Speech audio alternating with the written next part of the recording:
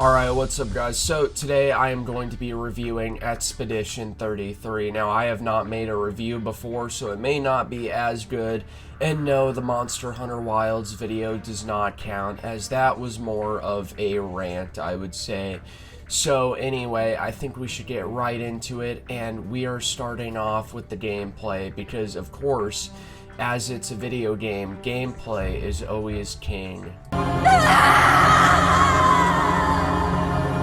Now, I would definitely say that the gameplay of Expedition 33 is undeniably the best thing about the game, but that does not mean that it's without its issues, because there are definitely issues that I think a lot of people are overlooking. Now, I would definitely say that one of the big issues with the combat are the enemy shields. Now, the enemy shields are not that big of a deal at first, but they do quickly get very annoying, especially once you're introduced to some of the night enemies. And the thing about these night enemies is that they regenerate shields by stabbing themselves and then jumping. So this can make things pretty annoying because you have to use your AP up to shoot the shields, which, you know, then means you can't use your abilities, and then the enemies quickly regenerate their shields. Another big issue with the combat I can name, and this is easily the biggest, is the delay in enemy attacks. Now, this wouldn't be as much of a problem if, let's say, there were prompts shown on the screen of when to parry or dodge, but it's pretty hard to get parries in when you just have these really weird delays on attacks where they can last up to 5 seconds, and you know, sometimes you have 1 second delays and then you have these 5-second delays, and that just makes things much more difficult. And I think they should have definitely made the delays easier to detect, and that's another problem because the attacks can be very hard to tell at times. So next up, I will talk about the party members. Now, the first one I will talk about is Mael.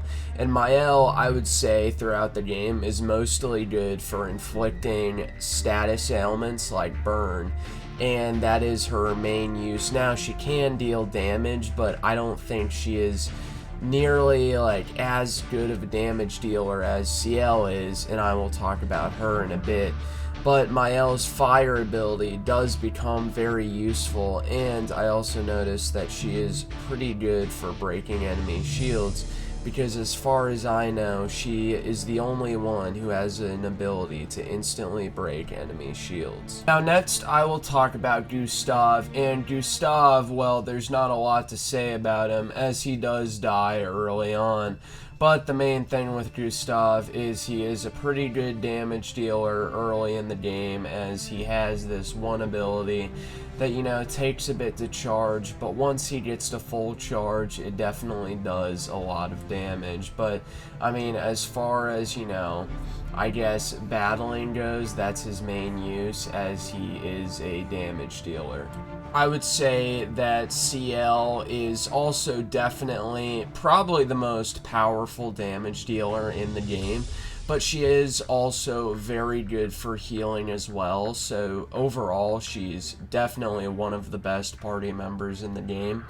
Now, if you add foretells onto enemies, that increases her damage ability, so that's what makes her so powerful and what makes her do so much damage, and that's mostly once you get the Picto for going past 9,999 damage.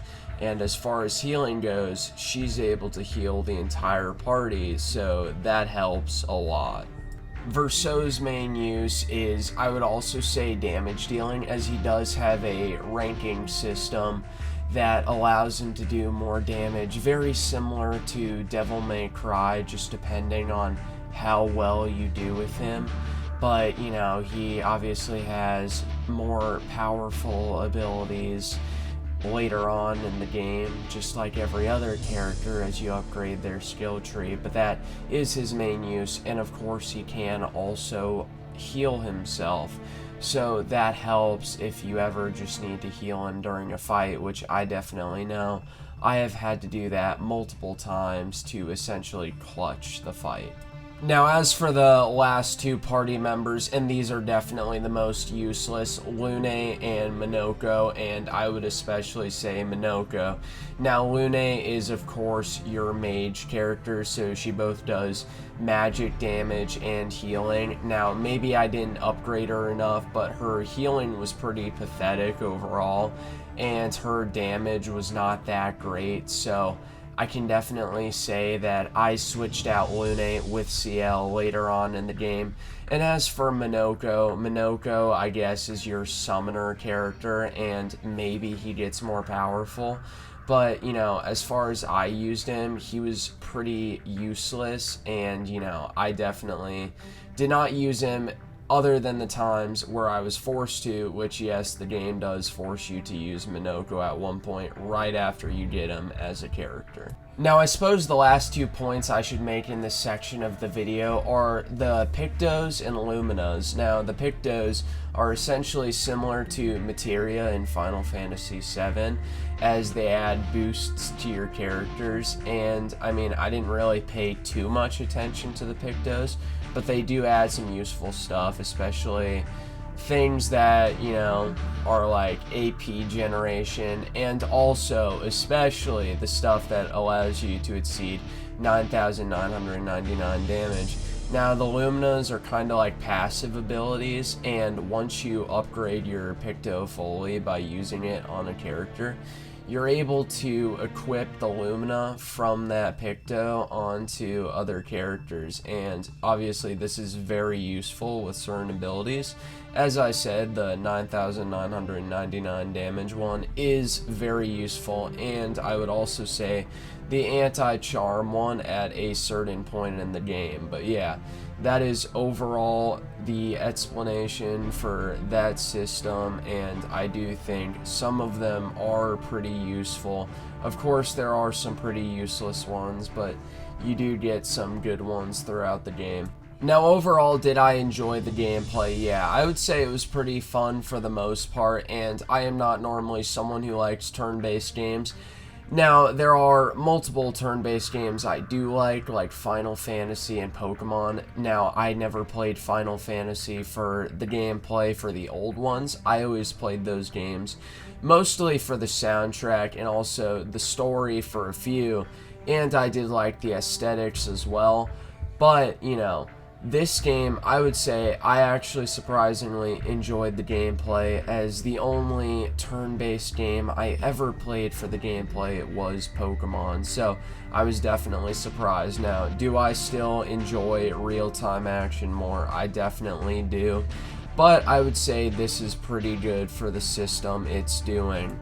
Now, I would say I don't really have much more to say in regards to the gameplay, so next I will move on to the soundtrack.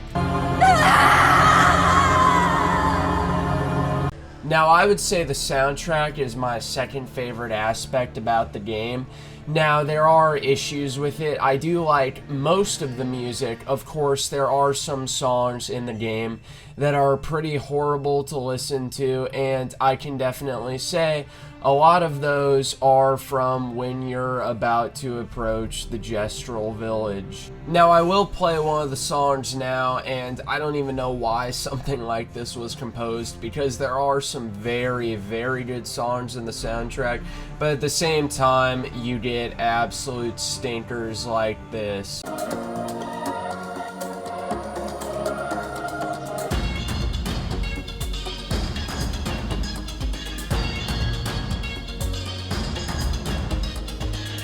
As I said, I really don't like this song at all, and, you know, it kind of reminds me of one of those Indian YouTube tutorials, and I really can't get that comparison out of my head. Now, while there are big stinkers like this one, I also think there are some really good songs, and in particular, I would say the main menu theme in the game is pretty good, and I could see myself listening to it on the regular.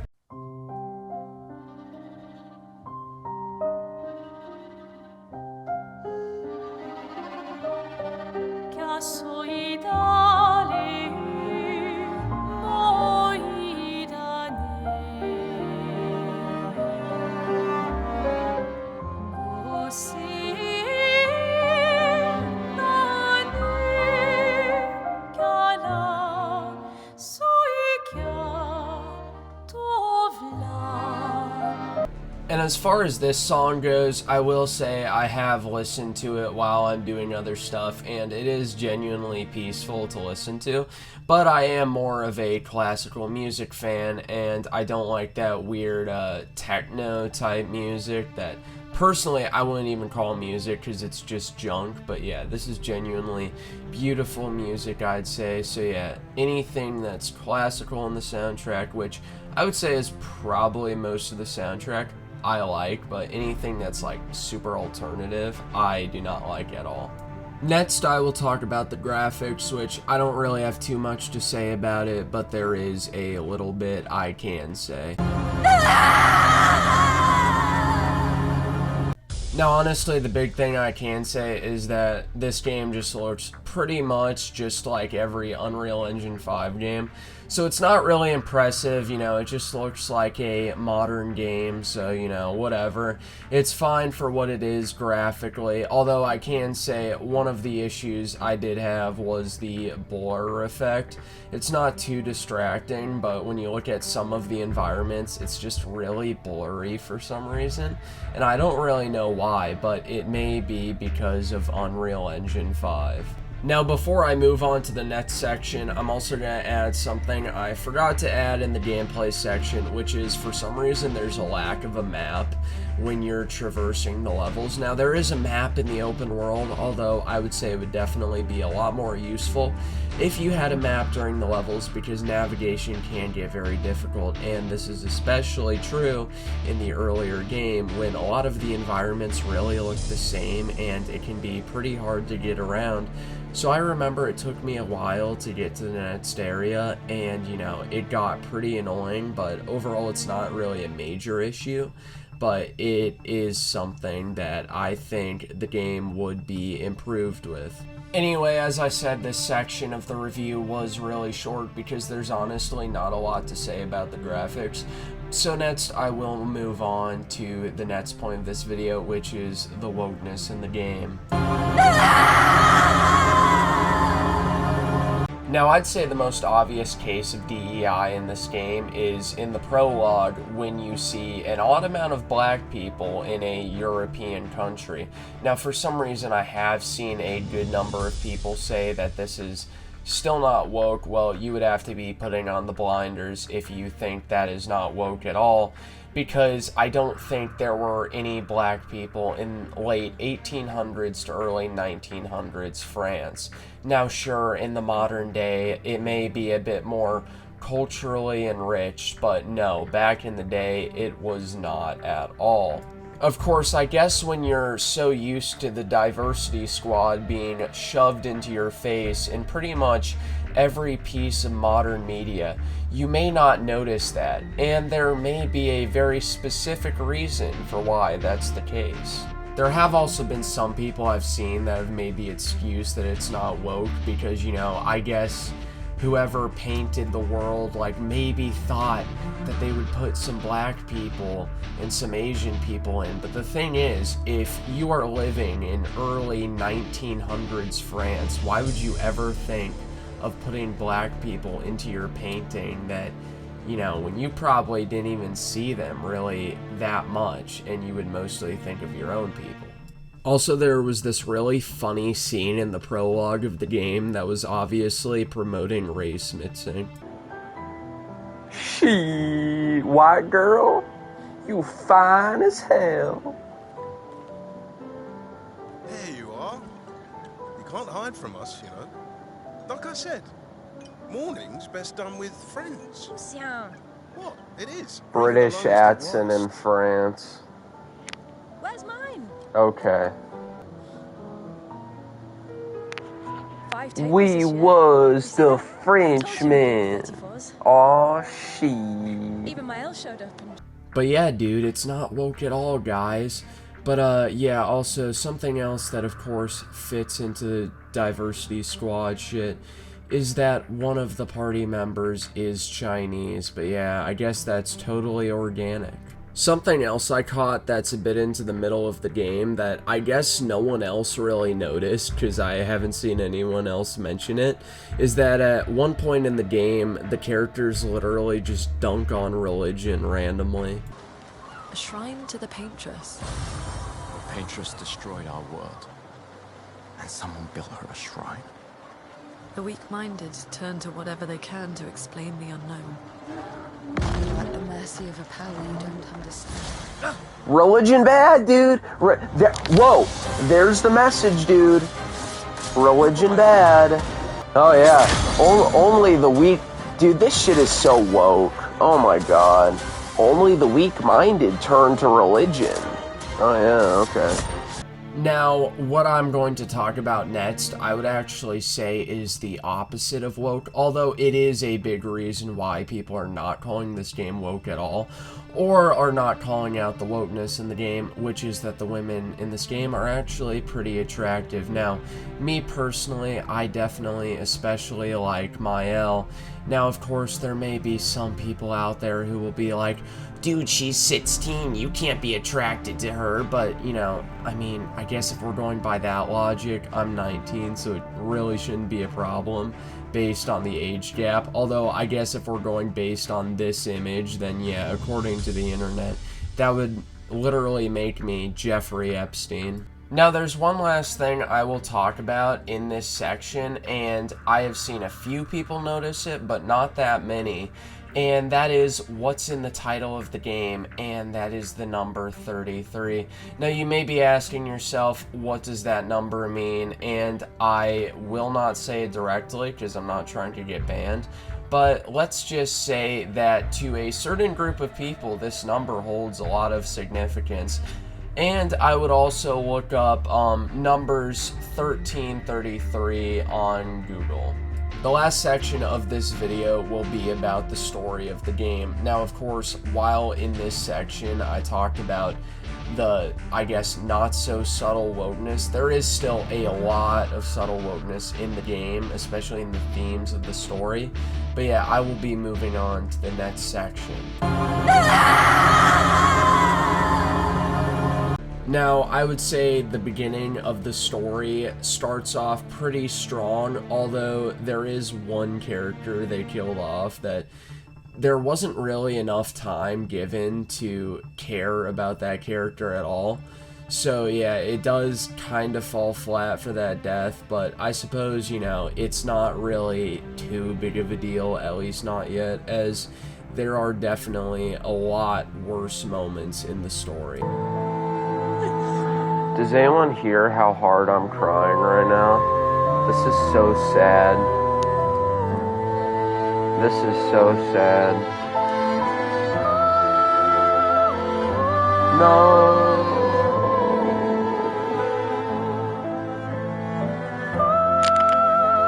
We knew her for a grand total of 2 minutes. No. But yeah, it wasn't that bad, but I definitely think they should have given more time to develop this character if they expected anyone to care about her.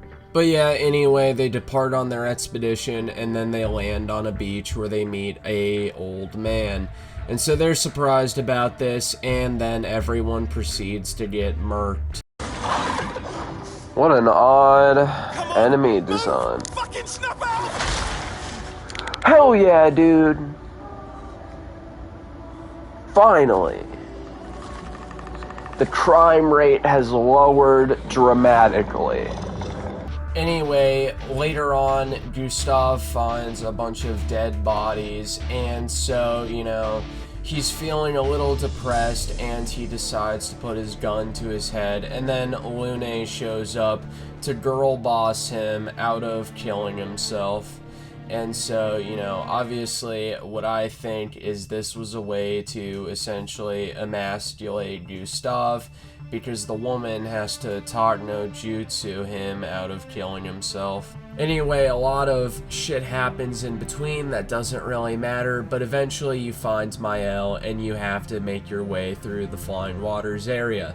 And once you finish that area, you start making your way to the Gestural Village, and this is where the game starts to insert a lot of obnoxious comedy. Who dares enter my lair? You can't just walk into someone's home without knocking. That is incredibly rude. Is that... More cringe. Jesus, man. Wait, I thought Florrie was... Oh my god, same shit over and over. You certainly have rocks for brains. I am clearly a turtle. Eskia! Stop sending hooligans Oh over my here! god, bro. Jesus. What the fuck? Shut the Keep them on your side of the cage! Oh my god. Get off my lawn! British, yeah. We're just here for Florrie. So, not only are you intruding... Only a woman could write this shit. Humans! Well, over my dead body! Just remove all the padding, and this game would probably be like 10 hours. But yeah, this game has a trend of just overly obnoxious and present comedy. And it also does do it after serious scenes, so that causes major tonal whiplash.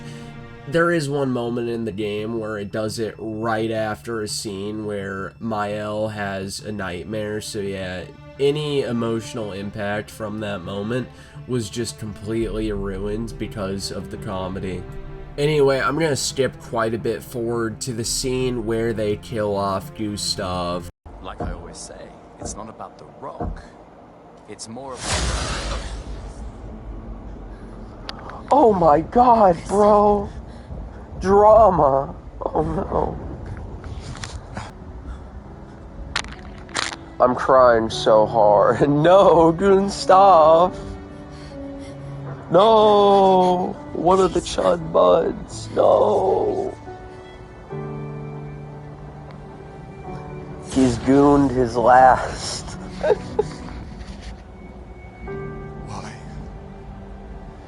Why are you doing this? Because I don't like gooners. It's Melanie Mac, bro. Another boomer dooms us all. Yeah, that's right. Oh my god, bro, I killed him. No way. Yeah. Damn boomers, bro. The real message of this game is that boomers destroy everything they touch. True enough. Oh no, yeah. I guess he uses his left hand. Yo, same. Right? Yes, I will come after. Your woman is mine! Oh. Yeah, I feel nothing right now. I really don't care. Am I supposed to care? Honestly? No. God damn it, man. One of the Chud Buds has been lost. No. Damn boomers. Gustav, no. The problem with this scene is that it had absolutely no impact because, as you might remember earlier in the game, Gustav had the gun to his head, so if he was already suicidal, why would I care now if he dies? And you can tell they were trying to have their Aerith moment in this game, but it didn't land at all. And one of the reasons for that is because you can see Renoir approaching Gustav before he shoots Gustav.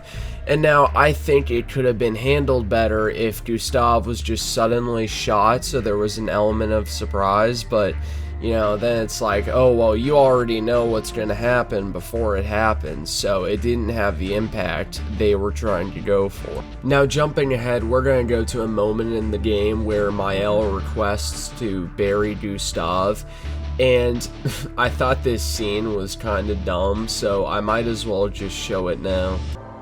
Wait. Could we bury Gustav? Where even is his body? Wait, did they just carry his body with them, dude? Or his arm? Okay. I guess we're gonna bury his arm, okay. We'll find a nice spot. Actually, where's the place? Barry is prosthetic. Past the quarry, out of sight of the painters. Tranquil Hill. Bodies in the inventory. Magnificent. Yeah, we're just carrying it in the backpack. Had to dismember it too to carry it properly. Oh my god. But yeah, I can see what they were going for with this scene, but it is still really funny when, you know, she's just carrying his prosthetic around and then she says she wants to bury Gustav because, I'm sorry to break it to you, Mael, but that is not Gustav. Also, me and my chat kept making a joke about how Verso would keep asking Mael if she's okay, which I did actually predict that later on. Are you okay? Hey. Bro, We're almost there. I was joking. Everywhere we go, just death. Dude, I was Death joking. And more death. Oh my. Everywhere we go, just death. I don't want to see that anymore. Look, my I Elliot. thought you would understand. You said you spent your immortality burying the people around you. God damn it. Doesn't any of this Man. bother you? Yeah, this dude. Are you okay? And you. What the fuck? So predictable. Gustav's dead. My personal favorite time Verso said this is when he asked if Mael is okay right after Gustav got murked. Yeah, I don't think she's okay. She just saw her boyfriend die. But yeah, there's a lot of stuff that happens, you know, after. But I imagine if you're watching this review and you've already been spoiled, you know, I imagine you've already finished the game. So there's not really too much of a point in summarizing the whole story. So I will just go right to the moment where you fight the Paintress at the end of the game. Anyway, you fight the Paintress and she goes on and on about how much she hates her husband, and then you defeat her and you watch her die in your arms, and you go back to Lumiere, and you know, there's a celebration, and then Verso reads a letter, and that just completely changes everything in the game. This is the big plot twist.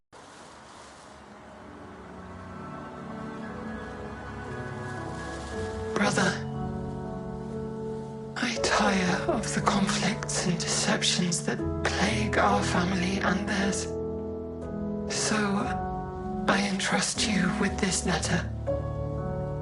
Whether you give it to her is up to you. I'm at peace with what's to come. When the time comes, I hope you will be too. Maya, it's a strange feeling watching you with my brother, laughing and smiling, without the scars or the memories that afflict me. Alicia, as she was meant to be, not this painted version that I am.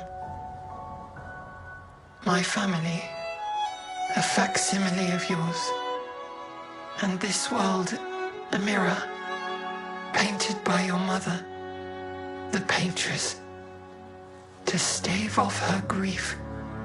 Seeing your expedition through would plunge us all into the abyss. For in ridding the world of the Paintress, you'd lose the sole force standing against the one who would erase us, the one who invokes the flowers of the Gamash. An act of love, for he does love her. Your father. On her monolith, she paints a warning for us all, of the few she can save as her power wanes. We all wish for our families to thrive. Your family, however, believes only one can survive. But perhaps you'll find another way.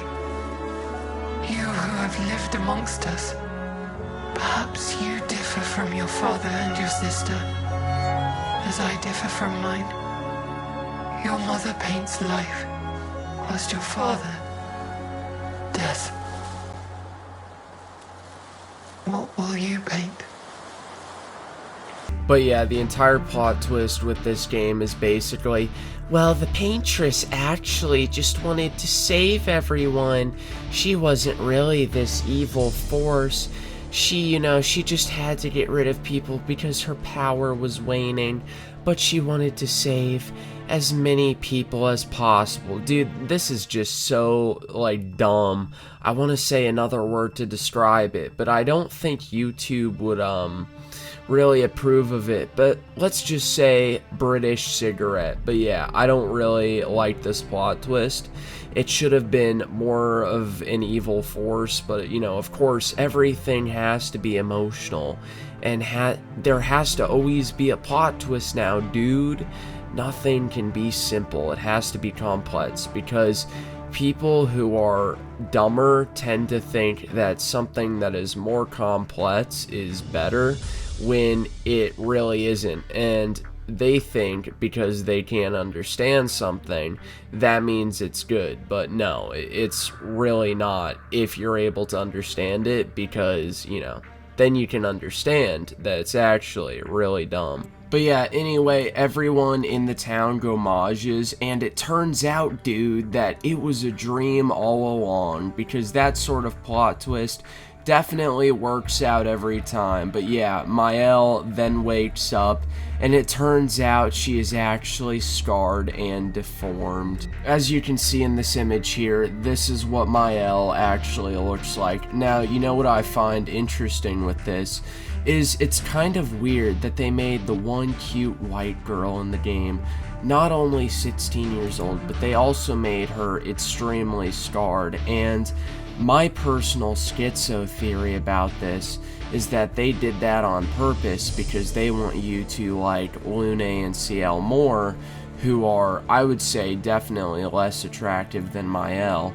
Now, also, another reason why I think this is because Lune is Asian, and then Ciel is Middle Eastern. Now, isn't that a bit strange? It's almost like what they want to promote is that you should not be attracted to the white girl, you should be attracted to the women of other races. So that is personally what I think about this character design.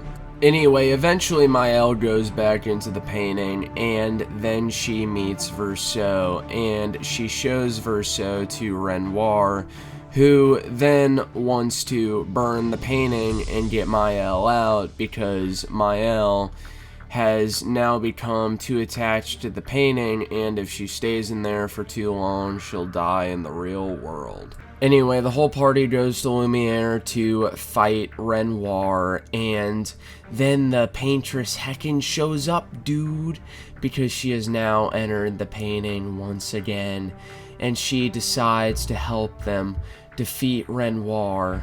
And then once Renoir is defeated, he then accepts that Mael could maybe stay in the painting for a bit longer, and then you get a choice between siding with Verso and siding with Mael. Now, something I've noticed so far is the game seems to be more pushy towards siding with Mael, and Mael in the game is pretty much the blue pill decision of staying in your delusions, and Verso is the red pill decision of actually living in the real world and facing reality. I decided to go with Verso's ending, and the ending is pretty much as unsatisfying as you can be, which I definitely think was on purpose because it's meant to make you think that this ending is actually the bad ending, the one where you escape your delusions. But anyway, what happens in the ending is that the family goes to the grave of Verso and they weep over his grave, and then the entirety of Expedition 33 shows up before Mael's eyes, and then they fade away, and I can definitely say I have a lot of problems with this. The most obvious is, how am I supposed to care about any of these characters if it turns out they're all fake anyway? I mean, the game wants you to care about Gustave's death, but if he was essentially just a dream, why am I supposed to care about the fact that he died? And also, you know, maybe Gustave could be painted into another world if he's not directly tied to Verceau, and if he's essentially fake anyway. Also, it's pretty funny how people are glazing this story when, upon analysis, it's really just a blatant copy of Final Fantasy X. But I'd still say Final Fantasy X still did its story a lot better, because the thing about that game is it was just Tidus and Xanarkins that were the dream. And in this game, it's literally the entire world and all the characters that are pretty much a dream. There's also something I forgot to mention, but if you think it was Gustave that only got emasculated, it wasn't just him, because not even Verceau was safe from this fate.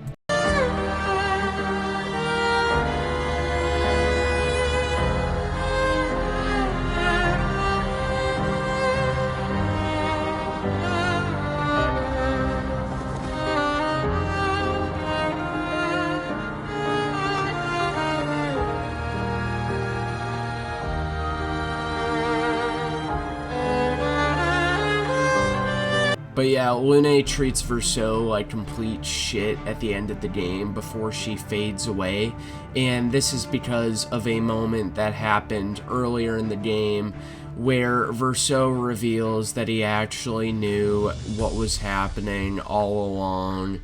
And then Lune got all pissy at him and decided to girl boss him. And so, you know, now you get this incredibly unsatisfying ending where Lune is completely pissed at Verceau. And once again, this just shows that they really didn't want you to go for this ending, because it just really makes you feel like shit. And now we have reached the end of Expedition 33, and I will move on to the last section of this video, which is the conclusion. Now, should you buy Expedition 33? Well, if you're buying just purely for the gameplay, then yeah, I would say yes. If you enjoy these types of games, then I definitely think you'll enjoy the game.